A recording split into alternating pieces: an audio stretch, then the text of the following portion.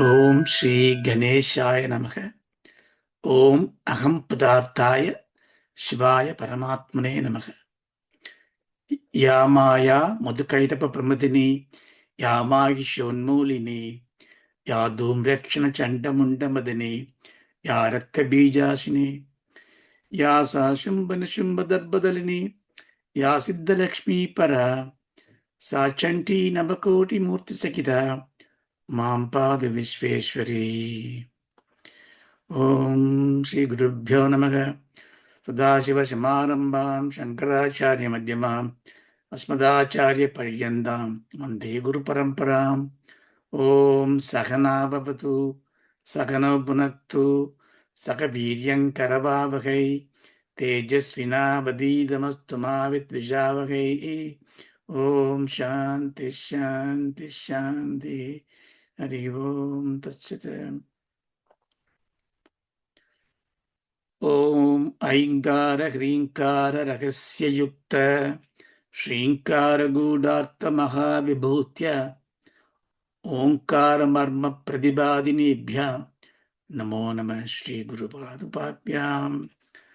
பிந்து திரிகோண வசிகோண தசார யுக்ம மன்வஸ்ரநாகதல சம்யுத ஷோடசாரம் ருத்தத்ரயம் ச தரணீ சதனத்ரயம் ச ஸ்ரீசக்கரமேதத் உதிதம் பரதேவதயாः. பூமௌ ஸ்கலிதபாதானாं பூமிரேவாவலம்பனம் त्वयि जात अपराधानां त्वमेव शरणं शिवे. ஓம் ஸ்ரீமாத்ரே நமக. நமஸ்காரம். எல்லாம் வல்ல பராம்பிகையோட கருணையினாலே ஸ்ரவணயஜ்யம்ங்கிற இந்த ஒரு ஒரு வேள்வியை, சௌந்தர்யலகரி அப்படிங்கிற ஒரு ஒப்பற்ற சோஸ்திர மாலையை, உபாசன உபாயத்தை நாம் கற்று வருகிறோம் அல்லது பொருளை ஆய்ந்து வருகிறோம். அந்த வகையில 22 வரைக்கும் நம்ம பார்த்துருக்கோம். இந்த ஒரு 6 வாரங்களா நமக்கு ஒரு கேப் ஒழிஞ்சு கொடுத்து, so we will try to make it up, maybe have 2 in a session or something like that. So இந்த சௌந்தர்யலகரிங்கிற இந்த ஸ்தோத்திர ரத்னம் ஒரு உபாசனைக்கு உதவக்கூடிய ஒரு மகா மந்திர மாலை. எப்படின்னா, இந்த ஒரு ஸ்தோத்திரமுமே வாயை விட்டு படிச்சாலே, வாயை விட்டு படிக்கணுங்கிறது ரொம்ப முக்கியம். ஏன்னா வாக்தேவதாக்கு அம்பாள் கொடுத்த உத்தரவு என்னன்னா, என்னுடைய நாமங்களை சொல்லுங்கோ, அதை கேட்டு மற்றவா சொல்லட்டும். நார்மலா உபாசனை ஜபம் அப்படின்னாலே ஒரு மனசுக்குள்ள அதை மானசீகமா பண்ற காரியத்துக்கு தான் உபாசனைனே பேர், ஜபம்னு பேர். ஆனா இதுக்கு மட்டும் சௌந்தர்யலகரி லலிதா கிருஷ்ணாவை இந்த சாஸ்திரத்துல இந்த மந்திரங்களுக்கு மட்டும் வாயை விட்டு படிக்கிறதே பெரிய உபாசன மந்திரம். ஸோ இதனால ஏன்னா இதுக்குள்ள ஒவ்வொரு பாடலுமே ஒரு மந்திரமா இருக்கு. அந்த பாடலுடைய சொற்கள்லாம் மந்திரமா இருக்கு.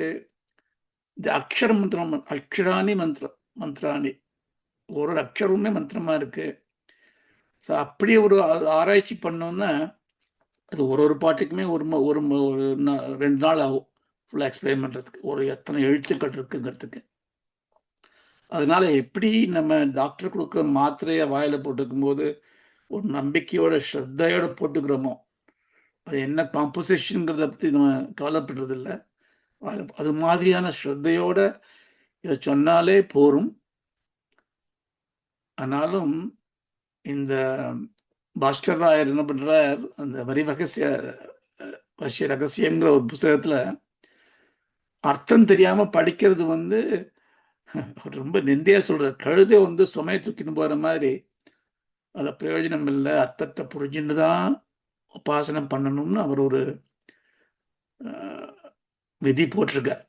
அதனால நமக்கு எப்போ பாக்கியம் கிடைக்கிறதோ, எப்போ ஒரு சத்சங்கம் கிடைக்கிறதோ, எப்போ இதை வந்து நம்ம பதார்த்தம் தத்துவார்த்தம் நிறைய அர்த்தம், கூடார்த்தம் எவ்வளவோ ஒரு 34 டிஃப்ரெண்ட் அர்த்தம் இருக்கு ஒரு ஒரு வார்த்தைக்கும். அது எவ்வளோ முடியுமோ அதை புரிஞ்சுண்டு திருப்பி அதை வாய் விட்டு சொல்லும்போது இது வந்து ஒரு தபஸ் ஆயிடுறது அப்படிங்கிறத ஞாபகம் வச்சுக்கணும். நம்ம என்ன பார்த்தோம்னா 22வது பாட்டை பார்த்தோம். 21 15லேருந்து 17 வரைக்கும் நமக்கு வந்து அந்த அம்பாளை தியானிக்கக்கூடிய வழிகள்லாம் வந்தது. நமக்கு ஞான சக்தி கிடைக்கும், கிரியாசக்தி கிடைக்கும், இச்சாசக்தி கிடைக்கும் காமிச்சு 20வது பாட்டுல கருடனை போல நோயை தீர்க்கக்கூடிய சக்தி நமக்கு வந்துடும் அப்படின்னு காமிச்ச. அதாவது அஷ்டமா சித்திகளும் வரும்னா கூட அப்பப்போ கோடிட்டு காமிக்கிறார் அவர். பகவான் என்ன சொல்றார் 20வது பாடல்ல, நீ இந்த ஸ்லோகத்தை நீ தியானம் பண்ணினா உன்னுடைய சக்தி வந்து உன்னுடைய நோயை மட்டுமல்ல, உன்னுடைய பார்வை படுற இடத்துல இருக்கக்கூடிய நோயை கூட போக்கக்கூடியது. அப்கோர்ஸ் நோய்னா அந்த பிசிக்கலா வரக்கூடிய அயில்மெண்ட் மட்டும் இல்லை, மன விசிராந்தி, மனசுல ஒரு தாபம், சோகம் எல்லாமே வந்து இதை படிக்கிறதுனால கேட்கறதுனால போறதுன்னு காமிச்சார். அப்புறம் 21 வந்து தடில் லேகா தன்னியும் தபன சசி வயசு அந்த பாட்டில் என்ன பண்ணார் அவர், அப்படி உனக்கு ஒரு ஆன்ம விளைவு வந்துடுத்துனா அப்போ அம்பாள் வந்து இந்த உபாசகனுக்கு முன்னாடி ஒரு ஞான ஒளியாக மின்னலாக வந்து நிஷன்னாம் ஷன்னாம் அப்யுபரி கமலானாம் தவக்கலாம் மகாபத்மாவிடம் அப்படி பண்றான்னா ஒரு ஒரு பெரிய மின்னல் கொடி மாதிரி நெத்திக்கிட்ட வந்துட்டு அந்த சகஸ்திரத்துல பதிஞ்சுக்கிறா. அதாவது நீங்க வந்து அப்படியே ஜீவன் முக்தராக போகக்கூடிய நிலைக்கு உங்களை அம்பாள் கூட்டின்னு போறா. ஜீவன் முக்தன்னா என்ன? ஜீவன் முக்தன்னா to be free, free from everything. இது ரொம்ப சிம்பிளா இருக்கு சொல்றதுக்கு. ஃப்ரீடம்ங்கிறது வந்து தான் நமக்கு எது நமக்கு வந்து சாந்தி தரக்கூடியதுன்னா ஃப்ரீடம். அதனாலதான் நமக்கு வந்து நம்ம ஆங்கிலேயர்கள் ஆண்ட பொழுது இந்தியாவிலே சுதந்திர தாகம் வந்தது, எல்லாருக்குமே வந்தது. அது ஒரு பிசிக்கல் கட்டைல்மெண்ட், சம்படி நம்மளை ரூல் பண்ணும்போது நமக்கு வந்து ஒரு இது வருது. ஆனா அந்த பிசிக்கலை விட மென்டலி, எமோஷனலி, இன்டலெக்சுவலி நம்மளை இவ்வளவோ சக்திகள் நம்மை அடக்கி வச்சுட்டு இருக்கு. ஸோ எது ஃப்ரீடம்னா எந்த விதமான கட்டுப்பாடும் இல்லாத தர்மம்.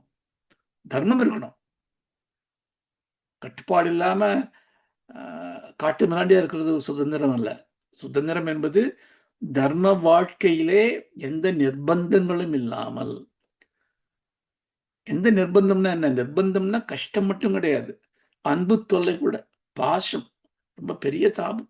ஐயோ நான் இவளை விட்டுட்டு எப்படி போறது, ஊருக்கு போகணும், இந்த செடியெல்லாம் அங்கே கொண்டு வச்சுக்கிறது, எல்லாத்துக்குமே ஒரு ஒரு அட்டாச்மெண்ட் இருக்கு, ஒரு இது இருக்கு. இப்போ எல்லாமே லிமிட் பண்றது நம்மள. அப்போ முக்தங்கிறது, முக்தி means liberation, freedom, redemption from all the bindings. அது வரணும்னா என்ன பண்ணணும்னா நமக்கு அம்பாளுடைய கிருபை வேணும்.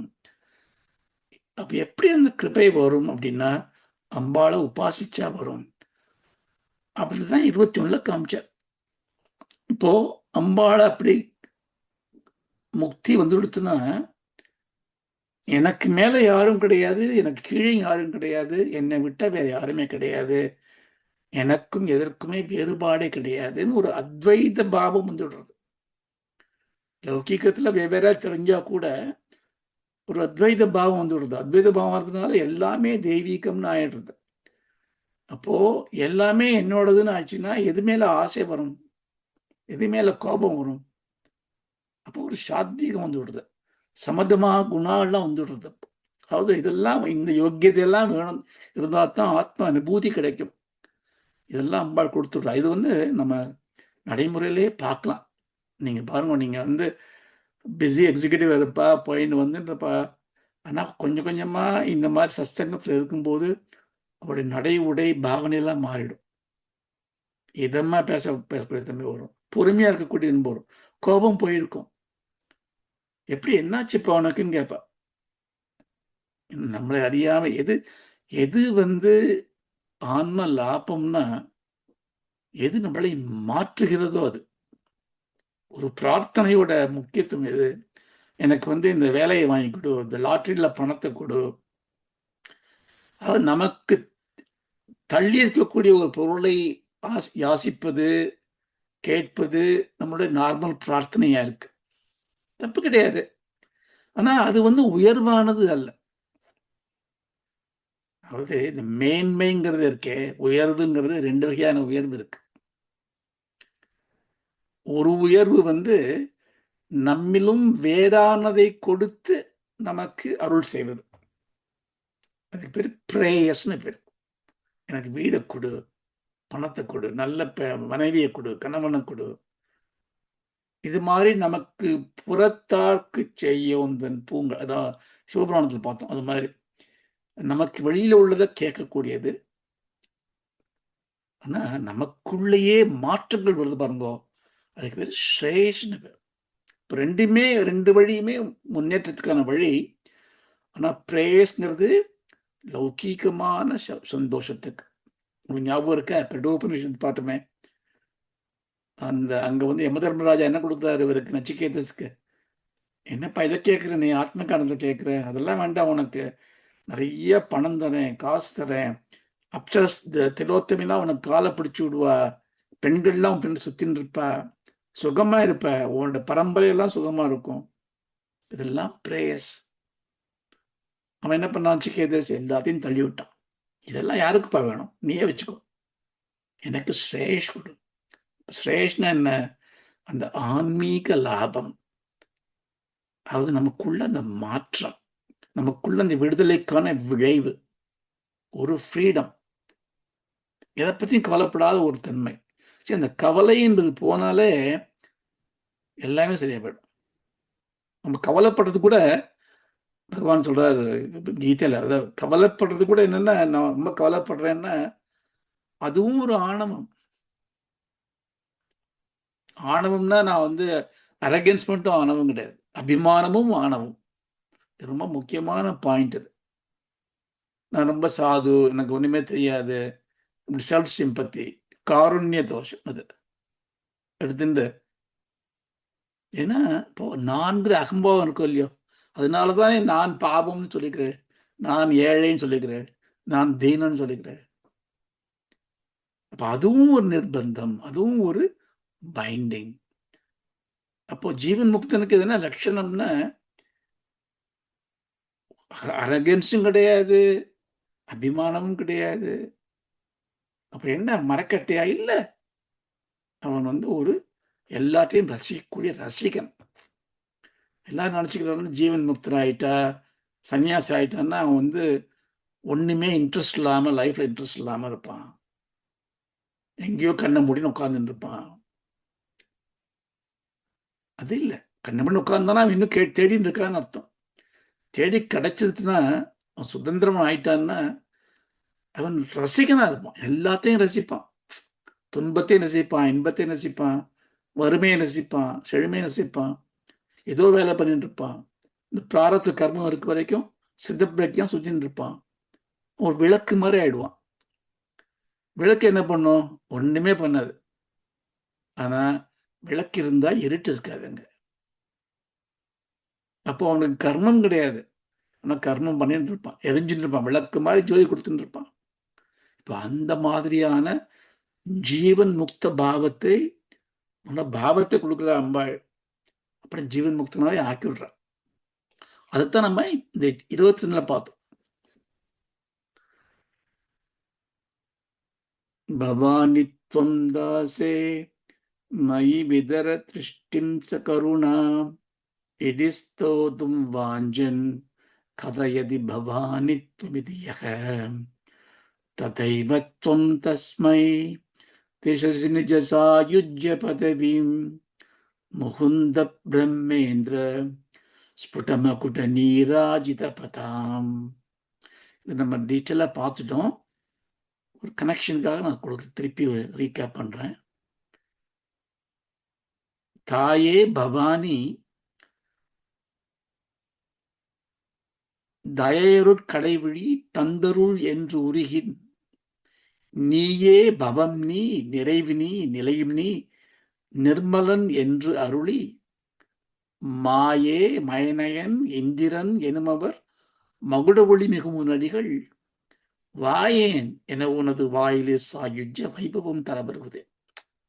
அதாவது அம்பாளுடைய கருணை கிடைச்சப்புறம்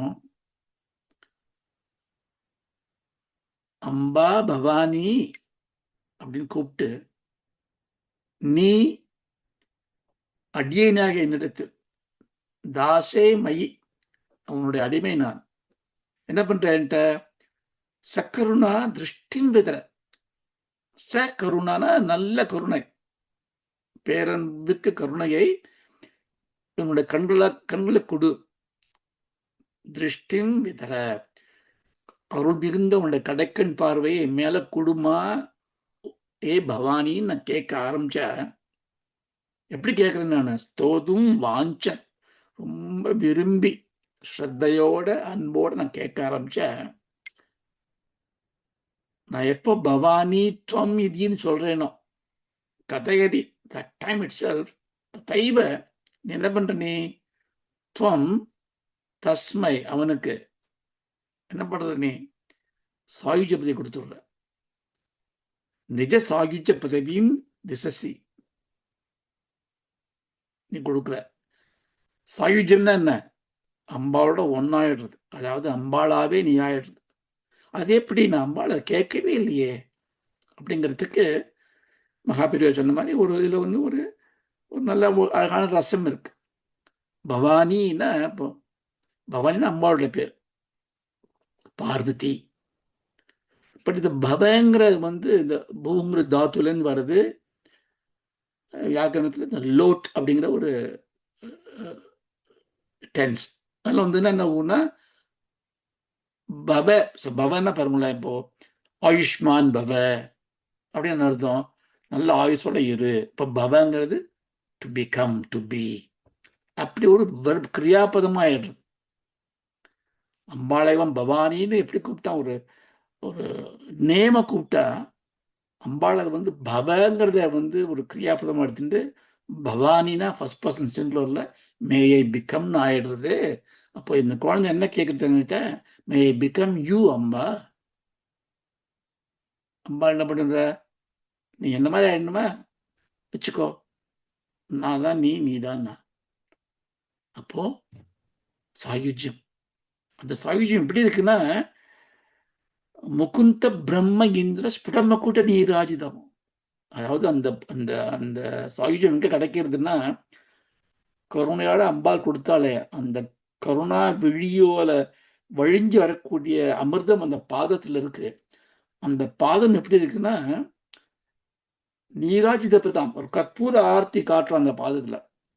யார் காட்டுற? தி கிரவுன், அவனோட மகுடம் இருக்கே, ஸ்புட மகுடம், அப்படியே ஜொலிக்கிற கிரீடங்கள்லாம். யாரோட கிரீடம்? முகுந்தக பிரம்மா இந்திரா, அது எல்லாம் மகாவிஷ்ணு பிரம்மா இந்திரா எல்லா தேவர்களும் தெய்வங்களும் நமஸ்காரம் பண்றா அந்த பராசக்திக்கு. நமஸ்காரம் பண்ணி இப்படி குனிஞ்சு குனிஞ்சு குனிஞ்சு நமஸ்காரம் பண்ணும்போது அந்த கிரீடங்கள்ல அப்படியே அந்த ரத்தின கற்கள்லாம் இருக்கே அப்படியே மின்னி மின்னி மின்னி மறையிறது. அது தீபாரண மாதிரி காட்டுறது அம்பாளுக்கு. அப்படிப்பட்ட அதை பார்த்துட்டான்னா அதுதான் சாயுஜ்யம், அதுதான் முக்தி. அதை வந்து கொடுத்துடுறா. அதை கொடுத்ததுனால இவன் முக்தன் ஆயிட்டான்னா என்ன ஆகுது? இவனுக்கு இதுதான் ரொம்ப ரொம்ப நுணுக்கமான விஷயம். இது இப்போ இந்த ஷண்மத ஸ்தாபனம் பண்ணாரு பகவத்பாதாள். இந்த ஒவ்வொரு ஷண்மதத்திலையுமே சைவம், வைஷ்ணவம், காணபத்தியம், கௌமாரம், சௌரியம், சாக்தம் எல்லாத்துலேயுமே என்னன்னா சாக்தம் கொஞ்சம் க்ளோஸ் டு அத்வைதமா இருக்கு, பாக்கியெல்லாம் வந்து துவைதமா இருக்கு. ஏன்னா இதெல்லாம் வந்து பெரியவாள் பண்ணி கொடுத்த படிகள். துவைத்தம் இல்லாம ஒண்ணுமே கிடையாது. துவைதம் தான் காமன் சென்ஸ்.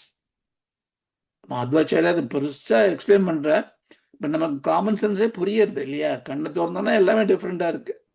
நம்ம பார்க்கறதுலாம் டிஃபரன்ஸ் தான் நம்ம பார்க்குறோம். We don't see the similarity, we only see the differences. இப்போ நான் பேசுறது உங்களுக்கு கேட்கறது, ஏன் கேட்கறதுன்னா இந்த சைலன்ஸ்ங்கிற common பிளேன்ல my sound waves are creating pulses, interruptions. So you listen to the interruptions.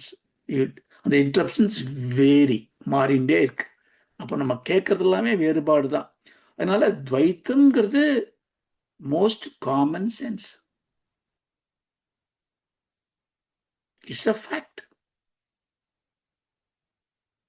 வேதம் வேதம் இது சொல்றதுக்காக வேதம் வர வேண்டிய அவசியமே இல்லை.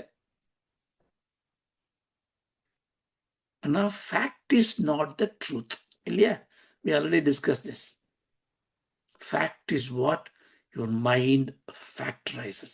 மனம் உன்னை பார்த்து பகுத்தறிந்து தெரியறது தான் ஃபேக்ட்னு நம்ம சொல்றோம். ஆனா நமக்கு உலகத்துல அதுதான் நமக்கு ஒரு லெவல் பிளேயிங் ஃபீல்டா இருக்கு. ஆனா உண்மைங்கிறது மனசை தாண்டிய ஒன்று. அதனால இந்த துவைத்தம் முக்கியம்.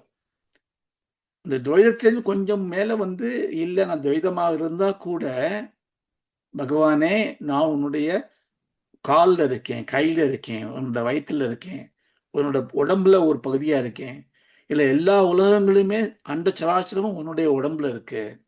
அப்போ நான் அங்கா அங்கி இது விசிஷ்ட துவைதம். வைஷ்ணவா அப்படின்னு கொஞ்சம் மேலே கூட்டின்னு போறேன். நான் உனக்குள்ள இருக்கேன். ஆனா இது நிச்சயமான நியதி. ஏன்னா உலகத்துல இருக்க வரைக்கும் ஒரு குரு சிஷ்யன் இருக்க வரைக்கும் இந்த துவைதம் விசிஷ்ட துவைதம் இருந்தே ஆகணும். ஏன்னா குரு வேற சிஷ்யன் வேற, ஹஸ்பண்ட் வேற ஒய்ஃப் வேற, மதர் வேற சைல்டு வேற, காட் வேற பக்தா வேற. ஆனா சாயுஜ்யம் வந்துடுத்துனா நான் வேற நீ வேற இல்லை. ஸோ நான் தாசனா இல்லை, நான் நீயாவே ஆயிடுறேன். ஏன்னா நினைச்சு பாருங்க, நான் ஒருத்தட்ட நல்லா கவனிச்சுக்கிறார், என்ன நல்லா சாப்பாடு போட்டுறார், நிறைய பணம் கொடுக்குறார், நான் அவருக்கு வேலைக்காரனா இருக்கேன்னா அதுலயுமே ஃப்ரீடம் கிடையாது. அது ஒரு சுகமான சிறை, அதுலயும் ஃப்ரீடம் கிடையாது. நான் எதுக்கு ஃப்ரீடத்தை கேட்கணும்?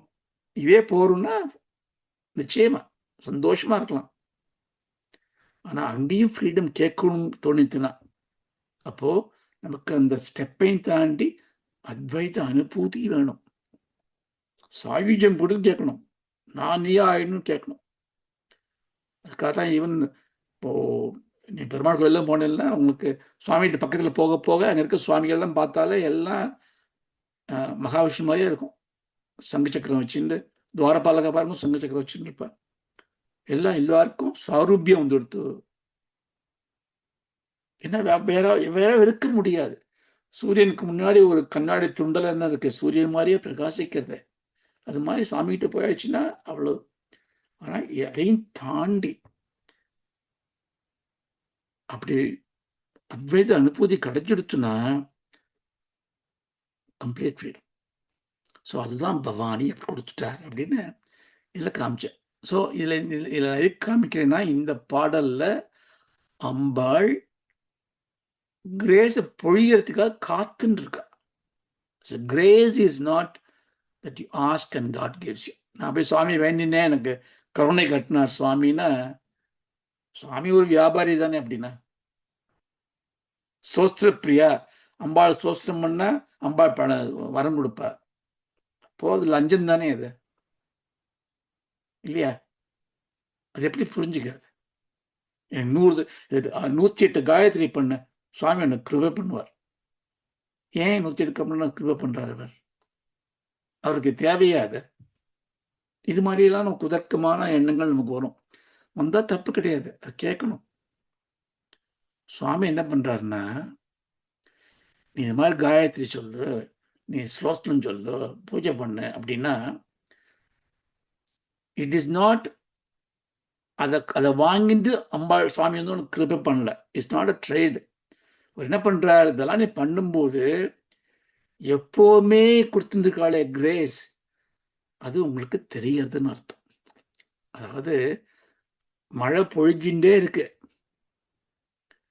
நம்ம ஒரு கொடையை பிடிச்சிட்டு கண்ணையை மூடிண்டு மழையே இல்லை மழையே இல்லைன்னு சொல்லிருக்கோம்னு வச்சுக்கோங்க.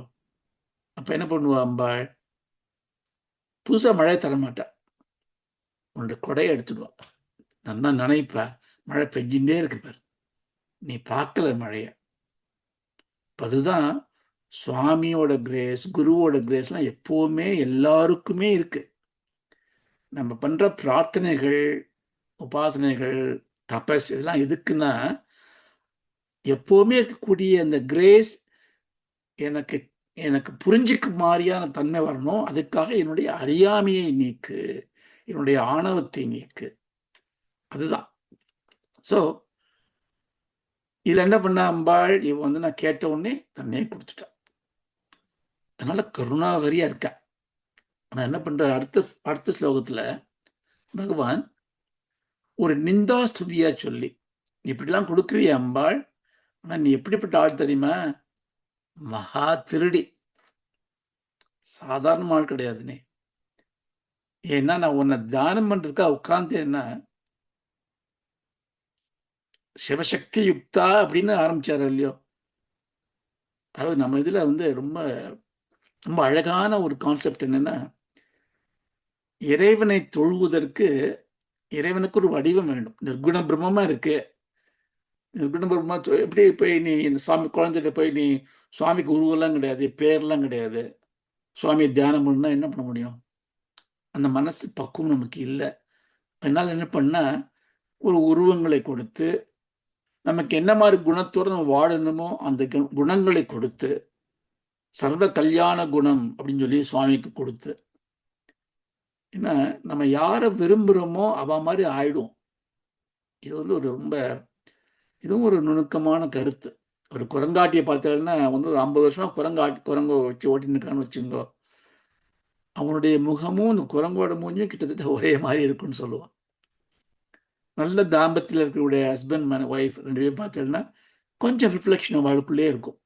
ஏன்னா சைத்தன்யம்ங்கிறது என்ன, உள்ள மனசுங்கிறது என்ன, மனசுங்கிறது வந்து ஒரு கண்ணாடி மாதிரி. அதுல அழுக்காயிடுறது சித்த விருத்தினால, அதனால கெட்டு போயிடுறது. அழுக்கெல்லாம் தொடச்சோம்னா மனசு என்ன பண்ணுவோம்னா ரிஃப்ளெக்ட் பண்ணிட்டே இருக்கும். எது அதுக்கு முன்னாடி வருதோ அதை ரிஃப்ளெக்ட் பண்ணிட்டே இருக்கும். ஸோ 2 பேருக்குள்ள ஒரு நல்ல அன்பு இருக்கும்போது அவளுக்குள்ள மனசுல ஒரு தூய்மை இருக்கும். அப்போ ஒருத்தர் ரிஃப்ளெக்ட் பண்ணிட்டு எல்லா பாவங்களுமே மாறும், தன்மைகள் மாறும், முகங்கள் மாறும். இது வந்து வாஸ்தவமான ஒரு உண்மை. அதனாலதான் குரு சிஷ்ய இது ஹஸ்பண்ட் ஒய்ஃப் இதெல்லாம் வந்து ரொம்ப வெரி புனிதமான உறவுகள் இது. ஸோ எதுக்கு சொல்ல வந்தேன், அப்படியாகப்பட்ட உபாசனைக்கு நான் அம்பாளை எடுத்து உபாசனை பண்ணேன்னா நானே அம்பாளாக ஆயிடுவேன், நம்ம எரியாமே ஆயிடுவோம். அது பகவானே காமிச்சார். ஆனா இப்ப நான் உபாசனை உட்காரணுமே, எனக்கு வந்து நிற்குணமா பார்க்க தெரியாது, உபாசனை உட்காரணுமே, எப்படி உட்காருறது அப்படின்னா, இந்த படத்தை வச்சுக்கோ. உனக்கு வந்து விஷ்ணு பக்தனா விஷ்ணு வச்சுக்கோ, அம்பாள்னா அம்பாள், முருகன்னா முருகன். இதோ சொல்றது இல்லையா, இங்க பராசக்தி உபாசனை பண்றதுக்கு பகவான் உட்கார்ந்துக்கிறார், உபாசனை பண்ண உட்கார்ந்துக்கிறார். நம்ம என்ன நினைச்சுக்கிறோம்னா, உபாசனை பண்ண உட்கார்ந்துனோடனே நான் வந்து எதை உபாசிக்கிறேனோ அது எனக்கு முன்னாடி வந்துடும், மனசுல வந்துடும் நினைச்சுட்டு இருக்கோம். கிடையாது. நீங்க என்னைக்காவது உபாசனை உட்கார்ந்துருக்கல? உபாசனைன்னா என்ன?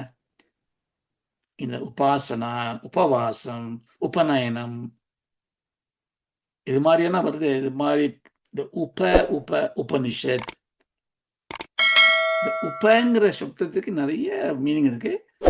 உயர்ந்தன்னு ஒரு பொருள் இருக்கு, நெருக்கமான ஒரு பொருள் இருக்கு. உபவாசம் அப்படின்னா சுவாமிக்கு பக்கத்துல போய் உட்காந்துக்கிறதுன்னு அர்த்தம். நம்ம என்ன நினைச்சுக்கோம், உபவாசம்னா விரதம் நினைச்சுட்டு இருக்கோம், சாப்பிடாம இருக்கிறது. அதுவும் ஒரு அர்த்தம், வாட்சியார்த்தம் விரதம், சாப்பிடாம இருக்கிறது, தண்ணி குடிக்காம இருக்கிறது. நான் சாப்பிடாம உட்காந்துட்டு பிரிட்ஜ் ஆடின்னு இருந்தேன், சாப்பிடாம உட்காந்துட்டு டெலிவிஷன் பார்த்துருந்தேன்னா அது உபவாசம் இல்லை. You are depriving your body from the food. அப்போ உபவாசம்னா என்ன? நான் என்னுடைய சிந்தனையெல்லாம் சுவாமிகிட்டே வச்சுட்டு இருக்கேன்.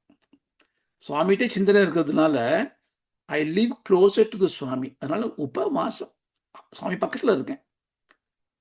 அந்த சிந்தனை இருக்கிறதுனால எனக்கு சாப்பிட தோணல, அதனால நான் சாப்பிடல. ஸோ சாப்பிடாதது is a consequence, not the லட்சியம். இன்னைக்கு நான் சாப்பிடாம இருப்பேன் அப்படிங்கிறது விரதம் கிடையாது. இவ்வளோ சுவாமியை பார்த்துட்டு இருப்பேன், அந்த சுவாமியில நினைப்புல என்னால் சாப்பிட முடியல, அது விரதம். அதே மாதிரி உபாசனை, உப ஆசனம். ஆசனம்னா உட்கார்றது. எங்க உட்கார போற? சாமி பக்கத்துல. எப்படி உட்கார போற? பலகாய போட்டு சாமி பக்கத்துல உட்காருறதும் இல்லை. மனசுக்குள்ள சுவாமி பக்கத்துல இருக்க மாதிரி இருக்கும். அப்போ உபாசனைக்கு போனா என்ன பண்ணுவோம்? நம்ம எந்த சுவாமி பத்தி உபாசனை பண்ண போறேன்? இந்த சுவாமியை, இந்த சுவாமியோட படத்தை மனசுல நினைச்சுப்போம். உட்கார்ந்து 5 நிமிஷத்துல அது பிள்ளையார், பிள்ளையார் உபாசனை, மலைக்கோட்டை ஞாபகம் வருது. மலைக்கோட்டை கீழே போனா அங்க இளநீ குடிச்ச ஞாபகம் வருது. இளநீ குடித்தோடனே தேங்காய் மரம் ஞாபகம் வருது, தென்னை மரம். அப்புறம் அங்க போன கிராமத்துக்கு போன ஞாபகம் வருது. திடீர்னு என்ன சொல்றோம்? நான் உபாசனை பண்றேன், எதுவும் நினைக்கப்படாது. கண்ணை போட்டுன்னு திருப்பி பிள்ளையாட்ட வரோம், போயின்னு இருக்கு. இதுதான் நம்மளுடைய தியானம். தப்பு கிடையாது, இதுதான் தியானம். தியானம்னா என்ன அர்த்தம்னா, மனசை ஒருமுகப்படுத்த முயற்சி பண்றோம், மனசு எங்கேயோ போறது, மனசை திருப்பி இங்க கொண்டு வந்து வைக்கிறோம். நெவர் கம்ப்ளைண்ட், என்னால தியானமே பண்ண முடியலன்னு சொல்லாதீங்க.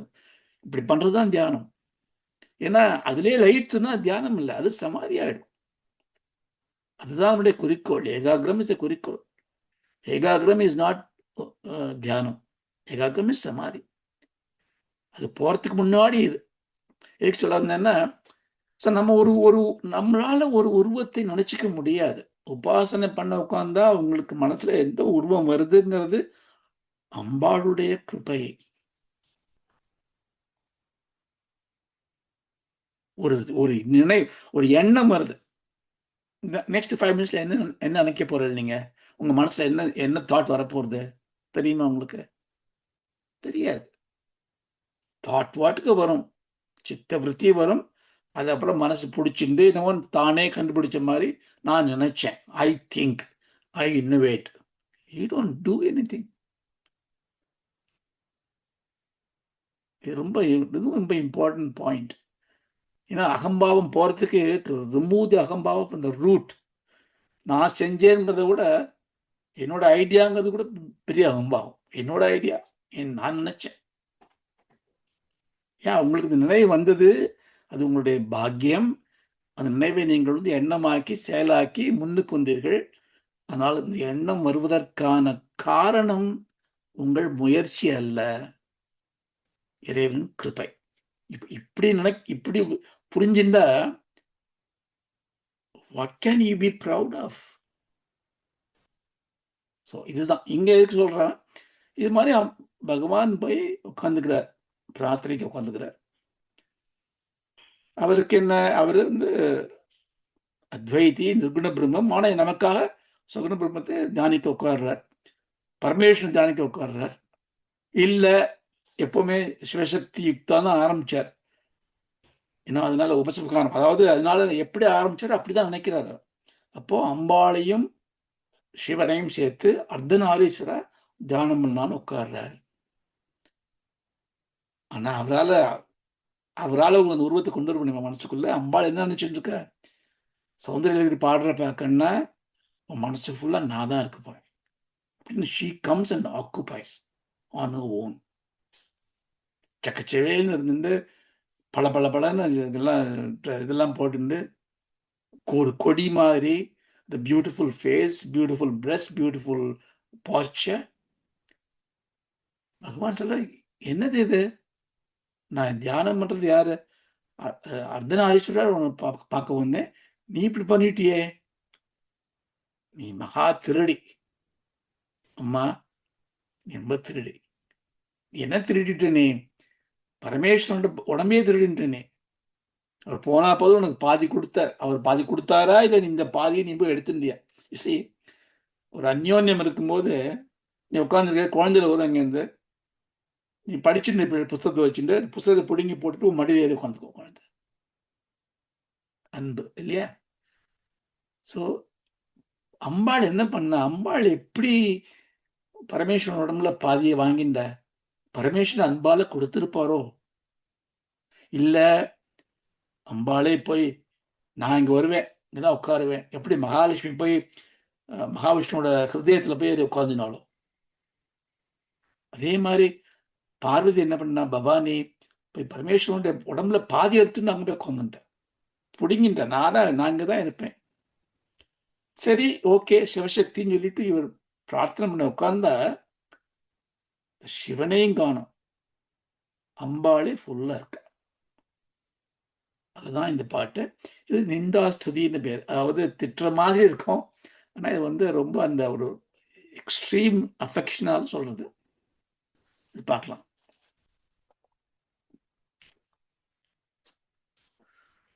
त्वया कृत्वा वामं वपुरपरितृप्तेन मनसा शरीराद्धं शम्भोर् अपरमभिशङ्के कृतमभूत् यदेतत् तत्रूपं सकलमरुणाभं त्रिनयनं कुचाप्याम् आनम्रं कुटिलशशिचूटालमकुटम्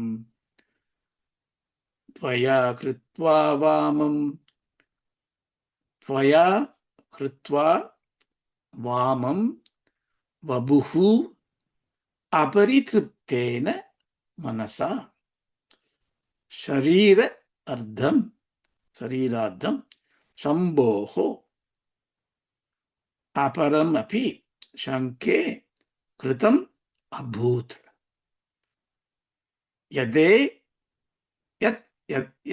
यः एतत् त्वत् रूपं सकलम् अरुणाभं त्रिनयनं कुचाभ्याम् आनम्रं कुटिल शशि चूटालमकुटम्. வார்த்தையோட பொருளை பார்க்கலாம். त्वत् ரூபம், அதாவது உன்னுடைய ரூபம். Take the third line. யதே தத் त्वत् ரூபம். யத் மீன்ஸ் பை விச். ஏதத், திஸ். ஏதத்னா பக்கத்தில் இருக்கிறது. அம்பாள் பக்கத்தில் இருக்காளே, பகவானுடைய ஹிருதயத்துல அம்பாள் இருக்க, அப்போ வெரி க்ளோஸ். ஏதது, எதனால் இந்த त्वत् ரூபம், உன்னுடைய எழில், உன்னுடைய அழகான இந்த வடிவம். சகலம் அருணாபம், முற்றிலும் அருணம், கம்ப்ளீட்லி ரெட்டா இருக்கு. But you also have what? த்ரிநயனம், 3 கண்ணு இருக்கு உனக்கு. And then you appear as குஷாப்பியாம் ஆனம்ரம். குஷாப்பியம்னா ரெண்டு ரெண்டு ரெண்டு தனங்கள் இருக்கு, மார்பகங்கள் 2 இருக்கு உனக்கு. அதனால ஆனம்ரம், அந்த உடம்பு என்ன இருக்குன்னா லேசா வளைஞ்சிருக்கு. பொதுவாகவே சாமுத்திரிக லட்சணத்துல ஒரு ஒரு ஒரு ஆணுக்கு வந்து மார்பு பறந்தும் தோல் விரிந்தும் உயர்ந்து நிற்பான். பெண்ணுக்கு வந்து அந்த மார்பகங்களுடைய பழுவினால சற்றே வளைந்திருப்பாள். அது வந்து ஒரு அழகு. அது சொல்றான், நீ குஷாப்பியாம் ஆனம்ரம், நீ வளைஞ்சிருக்கு உனக்கு உடம்பு அந்த பிரஸ்டோட. உன்னுடைய மகுடம் எப்படி இருக்குன்னா குட்டில சசி சூட்டால மகுடம். குட்டிலனா சின்னது, இளம்பிறை. சசினா சந்திரன். சந்திரன் இளம்பிறை சூடிய மகுடம் உனக்கு இருக்கு. அதனால அதனால இஸ் அசம்ஷன். ஸோ அதனால நான் என்ன நினைக்கிறேன்னா, சம்போகோ வாமம் வப்புகு. சம்போகோனா சம்பு, பரமேஸ்வரன். அவருடைய வாமம், வாமம்னா இடது பக்கம், தட்சிணம்னா வலது பக்கம். வாமம்னா நார்த்துன்னு ஒருத்தம் உண்டு. இங்க வாமம் வப்புகு. வப்புகுன்னா உடம்பு. சிவனுடைய இடது பக்க உடம்பை துவயா உன்னால ஹிருத்வா அபரிதிருப்தேன என்ன பண்ணிட்ட நீ எடுத்துட்ட. ஹிருத்வானா எடுத்துட்ட, நீ பாதி ஏற்கனவே எடுத்துட்டாமா. ஆனாலும் உனக்கு என்ன ரொம்ப பேராசை ஜாஸ்தி. அபரிதிருப்தேன உனக்கு திருப்தியே இல்லை அதுல. ஆனா என்ன பண்ண நீ அப்படிப்பட்ட திருப்தி இல்லாத மனசா அபரம் சரீரார்த்தம் கிருதம் அபூத், உனக்கு கொடுத்த அந்த பாதி உடம்பு உனக்கு திருப்தி இல்லாத காரணத்தினால என்ன பண்ற நீ இன்னொரு பாதியையும் நீ ஹிருதம் அபூத் எடுத்துட்ட நீ அப்படின்னு சங்கே எனக்கு கொஞ்சம் சந்தேகமா இருக்கு. அது என்ன சொல்றாரு வேற, நான் அர்த்தநாரீஸ்வரா உன்னை தியானம் பண்றதுக்கு உட்கார்ந்தேன். ஆனா நீ என்ன பண்ணிருக்க, இங்க சக்கச்சேவையில ஒரு உடம்போட ரொம்ப அழகான முகத்தோட நல்ல உயர்ந்த தனங்களோட சற்றே வளைந்த கொடி மாதிரி உடம்போட சந்திரன் கூடிய மகுடத்தோட 3 கண்ணோட நீ என்ன பண்ணிருக்க, நீ இடப்பகுதி போதாதுன்னு நினைச்சிட்டு முழு பகுதியும் எடுத்துட்டு முழுமையா எனக்கு காமிச்சிடல. அப்படின்னா நீ ஒரு பெரிய திருடி தானே அப்படிங்கிறது இதோடைய சொற்பொருள்.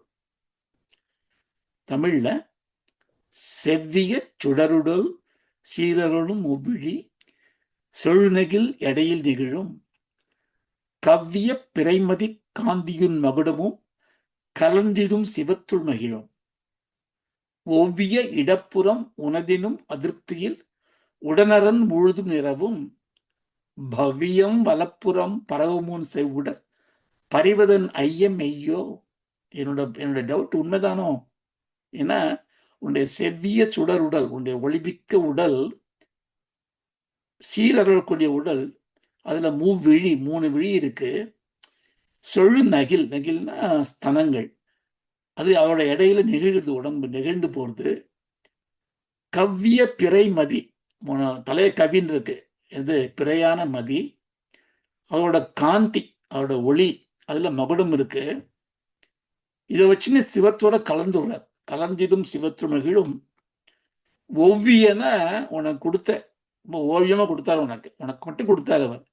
அந்த இடதுபுறம் உனதினும் அதிருப்தியில் என்ன பண்ண, உனக்கு திருப்தி இல்லாதனால உடன் அரண் முழுதும் நிறவும், உடனே என்ன பண்ண நீ அரனோட உடம்பு முழுசும் நிறைஞ்சுட்ட. ஒரு பவ்யமா இருக்கு இப்போ பார்க்கறதுக்கு. வலப்புறமும் பரவிட்ட. இந்த செவ்வுடல், உனக்கு உடம்பு சிவப்பா இருக்கு, இந்த கருணை, கருணை கொடுக்குற பரிவு. ஆனா எனக்கு என்ன இந்த சந்தேகம் வந்திருக்கு, இது உண்மையா இருக்குமோ அப்படின்னு ஒரு நிந்தாஸ்திரி பண்றாரு அவர். ஸோ இதை இந்த பாட்டில் ரொம்ப முக்கியமான பாடல். இதில் நிறைய பெரியவாளும் நிறைய அதுக்கு சொல்றா. ஏன்னா இது சொன்னா சர்ப்பதோஷம் போயிடும், நாகதோஷம் போயிடும் சொல்றா. இதுல மந்திரங்கள் நிறைய இருக்கு, எழுத்துக்கள், அந்த எழுத்துக்களுக்குள்ள நிறைய இருக்கு. அதெல்லாம் பிரிச்சு சொல்லணும்னா ரொம்ப காம்ப்ளிகேட்டடா இருக்கும். அந்த அர்த்தங்கள்லாம் நிறைஞ்சிருக்கு. அதனால வாய் விட்டு சொல்லணும். ஏன்னா வசின்யாதி வாக்தேவதாஸ் அப்படின்னு சொல்லுவோமே நம்ம சகஸ்நாமத்துல. ஏன்னா அந்த வசின்யாதி, இந்த வாக்தேவதாஸ் தான் ஸ்ரீசக்கரத்துல தேர்ட் என்க்ளோஷர். வசுகோணம் சமயம், வசுகோணம் சொல்றமே, வசுகோணத்துல இருக்கா. அவளை அம்பாள் உற்பத்தி பண்ணி என்ன பண்ண, அவள்கிட்ட அவள் பேர் என்ன, 8 பேரு: வஷினி, காமேஸ்வரி, அருணா, விமலா, ஜெயினி, மோதினி, சர்வேஸ்வரி அப்படின்னு 8 பேர். இந்த 8 பேருக்குமே நிறைய தத்துவங்கள்லாம் இருக்கு. இந்த 8 வாக்தேவதாஸ்க்கு என்ன கொடுத்துருக்கா இன்ஸ்ட்ரக்ஷன்? ரிசைட் மை நேம்ஸ், என் நேம் சொல்லு, சகஸ்நாமம் சொல்லிட்டே இருக்கு, எல்லாருக்கும் பயன். அதனாலதான் இது வாயை விட்டு சொல்லணும். சகஸ்நாமம் சரி, இந்த மாதிரியான சாக்த மந்திரங்கள் எல்லாம் மனசுக்குள்ள தியானம் பண்ணணும், வாய் விட்டும் சொல்லணும். ஸோ இங்க என்ன சொல்லியிருக்கார்,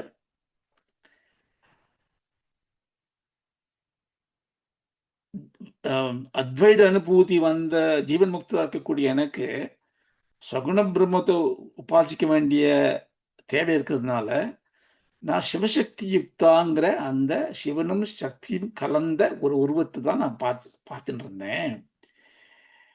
இதுல என்ன பண்ணா, அந்த பரமேஸ்வரனுக்கு தான் அந்த 3 கண்கள் உண்டு. திரிநேத்ரான்னு அவனுக்கு தான் பேர் உண்டு. ஆனா நீ ஃபுல்லா சிவப்பா இருக்க.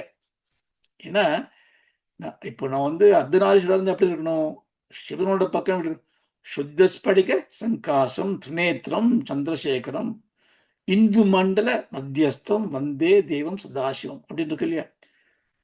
சுத்த ஸ்படிக சங்காசம், பரமேஸ்வரன் ஸ்படிக்க மாதிரி ஒரு வெளுப்புன்னு சொல்லலாம். அந்த ஒரு நிறமற்ற ஒரு ஒளி இருக்கணும். திரிநேத்திரம் இருக்கணும், அவனுக்கு சந்திரசேகரம் இருக்கணும், இந்து மண்டல மத்தியஸ்தம் இருக்கணும்.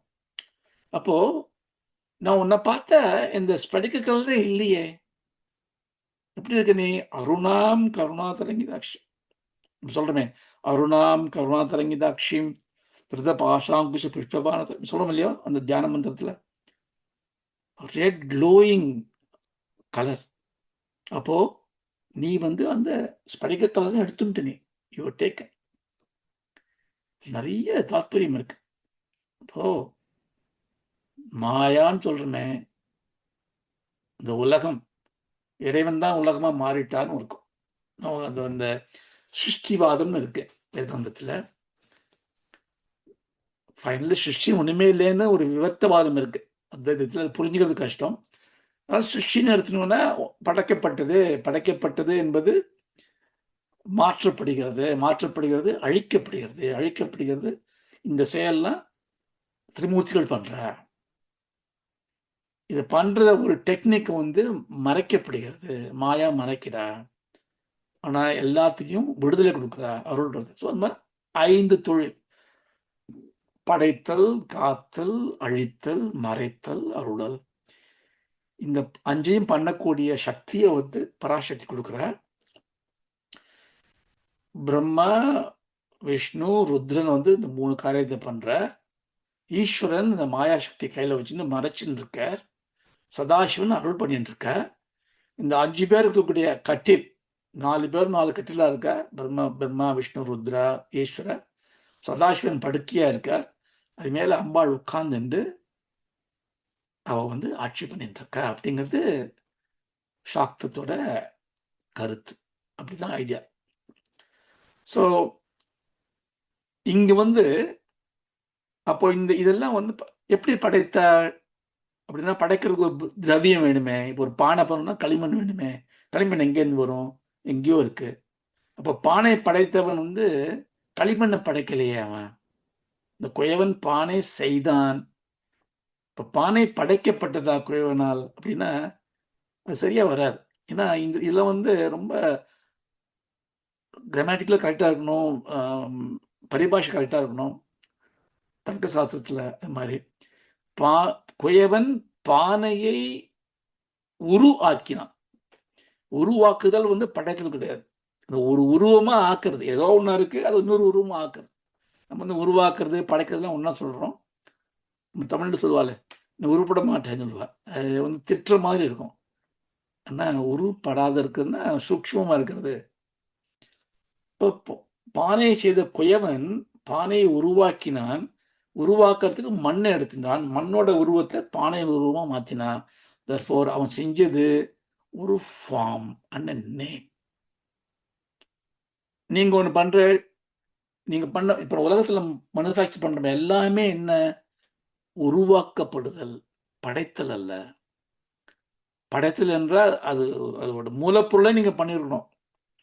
எங்கேயோ ஒரு மூலப்பொருளை ஒன்னா ஐஸை வாட்டரா மாத்தினா அது உருவாக்கம்.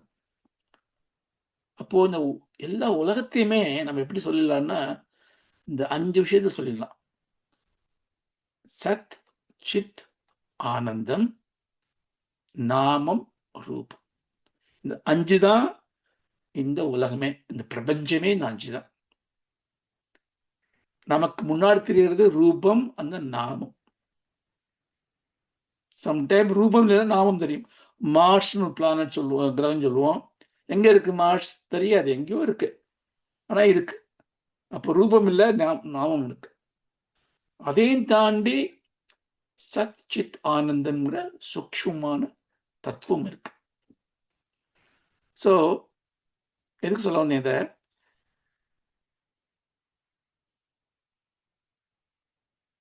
இதை படைக்கிறதுக்கான பொருளை அப்போ இவளுக்கு பிரம்மாக்கு யார் கொடுத்தா? இந்த உலகத்தில் இத்தனை மினரல் இருக்கு, இத்தனை கெமிஸ்ட்ரி இருக்கு, பயோ கெமிஸ்ட்ரி இருக்கு, எலக்ட்ரோ கெமிஸ்ட்ரி இருக்கு. இந்த காட் பார்ட்டிக்கல் யார் கொடுத்தா அவருக்கு? அது எங்கே இருந்ததா? அப்படின்னா நம்ம இதில் பார்த்தோம், சௌந்தர்யம் என்ன பார்த்தோம்? அதை அம்பாவுடைய பாத தூளின்னு பார்த்தோம், காட் பார்ட்டிக்கல்னு பார்த்தோம். சரி, அந்த காட் பார்ட்டிக்கல் வச்சு பிரம்மா படைச்சாருன்னு நம்ம 2வது ஸ்லோகத்தில் பார்த்தோம். அந்த காட் பார்ட்டிக்கல் எது, எங்கேருந்து, அதை யார் படைச்சா அப்படின்னா அது அம்பாட்டிலேருந்தே வந்திருக்கணும், பிரம்மத்திலே வந்திருக்கணும். அப்போ அது பிரம்மம் தான். அப்போ பாதங்கள் வருது. இப்போ ஒரு பெரிய மலை மாதிரி ஒரு சக்கரை குமிஞ்சு இருக்கு, அதில் ஒரு கரண்டி எடுத்து ஒரு ஒரு ஸ்வீட் பண்ணுறேன், நீங்கள் இன்னொரு கரண்டி எடுத்து இன்னொரு ஸ்வீட் பண்ணுறேன். பண்ண பண்ண என்ன ஆகும்? சக்கரை குறைஞ்சிட்டே வருமா இல்லையா? அப்போ நான் சுவாமிகிட்டேருந்து தான் எல்லா உலகமும் வருதுன்னா, அப்போ சுவாமிகிட்டேருந்து இந்த உலகம் குறைஞ்சிட்டே வருமே இல்லையா? அப்போ பரிணாமம் தானே, அது பரிணாமவாதம் பேர். நம்ம சொல்றோம் இல்ல, அப்படி இருக்க முடியாது. அப்போ என்ன வாதம் இருக்க முடியும்? விவர்த்தவாதம்னு பேர். விவர்த்தவாதம்னா இது ஒரு தோற்றப்பிழை. தோற்றப்பிழையால் தான் நடக்கிறது. எப்படி தோற்றப்பிழை? இதுக்கு ஒரே உதாரணம் வேதாந்தம் சொல்றது தான். ஒரு கயிறு இருக்கு, அந்த கயிற்றுல ஒரு பாம்பை பார்க்கணும். நம்ம கயிறை பார்க்குறோம், கயிறுன்னு தெரியல, ஒரு பாம்பு மாதிரி இருக்கு. அந்த காத்துல வர அந்த கயிறு லேசா அசையிறது, சுத்தி விளக்கு இல்லை, ஒரே பயம். அப்போ நம்முடைய உலகம் பயம் உலகம். நம்ம அனுபவம் பயம். அப்புறம் விளக்கு வந்த அப்புறம் தெரியுது. அப்போ அந்த பயம் வர்ற நேரத்துல பாம்பை யார் படைச்சா? பாம்போட இது எங்கேருந்து வந்தது? கயிறு தான் பாம்பா இருந்தது. ஆனா நமக்கு பாம்பாக தோன்றியது அல்லவா? அது தோற்ற பிழை. பிழைன்னு இப்ப சொல்றோம், ஞானம் வந்தப்புறம் பிழைன்னு சொல்றோம். ஆனா அனுபவிக்கும் போது அது நிஜமாக அனுபவமா இருக்கு. அதே மாதிரி தான் அந்த உலகங்கள் எல்லாமே ஒரு தோற்ற பிழை. எதில் தோற்றுவிட்டப்பட்டிருக்கு? அந்த கயிற்றுல. அந்த கயிறு எது? பரபிரம்மம். பரபிரம்மத்தில் இந்த உலகங்கள் தான் தோன்றுகிறது. இதுக்கு என்ன உதாரணம் சொல்லுவான்னா, ஸ்படிக லிங்கத்துக்கு முன்னாடி ஒரு ஒரு கலரை வச்சோம்னா, ஒரு ஒரு ஒரு செம்பருத்தி பூவை ஸ்படிக லிங்கத்துக்கு முன்னாடி வைக்கிறோம்னா, ஸ்படிக லிங்கம் சிகப்பாயிடும். அப்போ இந்த சிவன் மாறி, இந்த லிங்கம் மாறிவிட்டதா? இல்லை. ஆனால் அது மேல சூப்பர் இம்போஸ்ட் இந்த சிகப்பு கலர். இந்த சிகப்பு கலரா இருக்கிற அம்பாள் தான் மாயா சக்தி. அந்த சக்தியும் அம்பாள் பிரம்மத்தோட சக்தி தான். ஆனா சிவனை ஆலிங்கனம் பண்ணதுனால அந்த பரபிரம்மே இப்போ சிவப்பு கலரா இருக்கு, அருணா. அப்போ அம்பாளுடைய தோற்றம் பகவானுடைய மனசுல லயிக்கும் போது அது சிவசக்தி ஐக்கியமாயிடுத்து. அர்த்தநாரீஸ்வரங்கிறது சிவனும் சக்தியும் ஐக்கியமாறதுக்கான அந்த பாவம். அப்போ ஃபுல்லா ஐக்கியம் ஆயிடுச்சுன்னா அம்மா எப்படி இருக்கா? சிவனை ஃபுல்லா ஆக்கிரமித்து கொண்டிருக்கிறார், சக்தி ஸ்வரூபமா இருக்க. அப்ப சிவன் எங்க இருக்கார்? அம்பாளுக்குள்ள இருக்கார், அசையாம இருக்கார். சாக்தா என்ன பண்ற? அம்பாளுக்குள்ள சிவன் அடக்கம். சைவா என்ன சொல்லுவா? இல்ல, சிவனுக்குள்ள அம்பாள் அடக்கம். சிவனை பார்க்கும்போது அந்த சிவனுக்குள்ள இருக்கா. இந்த காதல்ல இது தான் தெய்வீக காதல்ங்கிறது. அது ரெண்டு பிரிஞ்சதுன்னு வச்சுக்கோங்களேன், அதோட தாபம் என்னன்னா திருப்பி சேரணுங்கிற தாபம். அந்த தாபத்தை மாற்றவே முடியாது. அதனால்தான் ரொம்ப காதலில் கட்டுண்ட கணவனும் மனைவியும் ஒன்று சேர ஆசைப்படுவார்கள். நதி நதி எடுத்துக்கோ, நதி எங்கேருந்து வந்தது? கடல்லேருந்து வந்தது. கடல்லேருந்து புறப்பட்டு ஆவியா போய் மேகத்துல இருந்து மலையில போய் விழுந்து அங்கேருந்து உருண்டு ஓடி எங்க நிக்கிறது? அது எங்கேயுமே நிற்காது. போய் சேரப்போகும். எங்கேருந்து வந்ததோ அங்கே போய் சேரப்போகும். அதனால் பிரிந்தவை எல்லாமே இந்த உலகமே அப்படிதான். Hydrogen and oxygen molecules they are in a particular condition in the water form. ஆனால் அதுக்குள்ள ஒரு கண்டினியூஸ் ஃபைட்டிங் இருக்குது. They want to become one. இந்த மாலிகுலர் ஸ்ட்ரக்சர்லாம் உடைச்சு, அட்டாமிக் ஸ்ட்ரக்சர்லாம் உடைச்சு ஏகத்துவம் அந்த பிளாஸ்மா ஸ்டேஜையும் தாண்டி குவார்க்கையும் தாண்டி ஒன்று ஆயிடணும்னு ஒரு ஒரு துடிப்பு இருக்கும். அந்த துடிப்பு தான் ஆசிலேஷன், சிவனோட டான்ஸ் சொல்லுவா. அதனால எல்லாமே ஒன்றுக்கு ஒன்றாயிடணுங்கிறது பிரதோஷம்னு சொல்லுவோம். அதை சிம்பிளா பிரதோஷங்கிற டைம் என்ன, அந்த பகலும் இரவும் அது ஒன்னாறுது. சம்ஹார மூர்த்தி, அதாவது பிரிஞ்சதெல்லாம் சேர்க்கக்கூடியதான் பரமேஸ்வரன். அது மாதிரி பண்ணதுனால அந்த ஐக்கியத்துல செம்மையாக அருணேஸ்வரியாக ஜெகதம்பாள் இருக்கலாம். அதே மாதிரி ஸ்படிகலிங்கமாகவும் அவர் இருக்கலாம். எல்லாமே ஒண்ணுதான். ஸோ அதனால இங்க வந்து இவருக்கு பகவானுடைய இது நீ திருடிட்ட, அது வந்து ஒரு பரமேஸ்வரன் சொல்லுமே, நமோ வஞ்சதே பரிவஞ்சதே ஸ்தாயூனாம் பதயே நமோ நம. வஞ்சதேனா திருடன், வஞ்சித்து திருடன் வஞ்சகன் திருடன். பரிவஞ்சதே சுத்தி வளர்ல பார்த்தா அவன் தான் பெரிய திருடன். யாரு? பரமேஸ்வரன். பரமேஸ்வரன் என்னத்தை திருடுறார்? இல்ல கிருஷ்ணர் நவநீதை திருடுறாரு, வெண்ணையை திருடுறாரு கிருஷ்ணர். வெண்ணெய்னா என்ன? உங்களுடைய மனம். அந்த மனத்தை உருக்கினா அது கூட நெய் இருக்கு. அந்த நெய் பேர் ஆயுஷ் பேர். ஆயுஷ்னா அதுதான் நிரந்தரம், சத். நெய் வந்து இப்போ வெண்ணெய் வச்சோன்னா கொஞ்ச நாள் கெட்டு போயிடும். நெய் ரொம்ப நாளைக்கு இருக்கும். ஏன்னா அது வந்து நிரந்தரமானது. அப்போ இந்த வெண்ணையாகிய மனதை உருக்கி உங்களுக்கு வந்து அந்த உங்களுக்குள்ள அந்த நித்தியத்துவத்தை கொடுக்கறதுக்காக தான் கிருஷ்ணன் என்ன பண்றா, எடுத்துன்னு போறான்னு சொல்லுவா.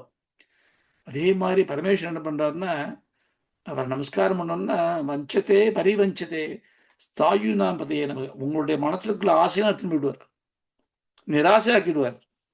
உங்களுக்கு வேற ஒண்ணுமே கேட்க தோணாது. அது ஒரு டெக்னிக் இல்லையா?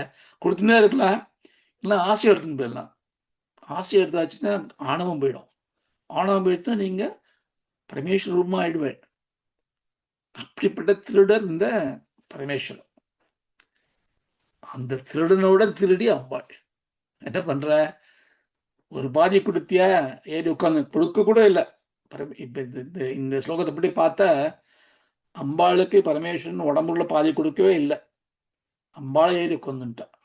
நான் தான் உண்டு மடியில் உட்காந்துட்டா ஃபர்ஸ்ட் காமேஸ்வரியா, அப்புறம் பாதி உடம்பு எடுத்துட்டேன்.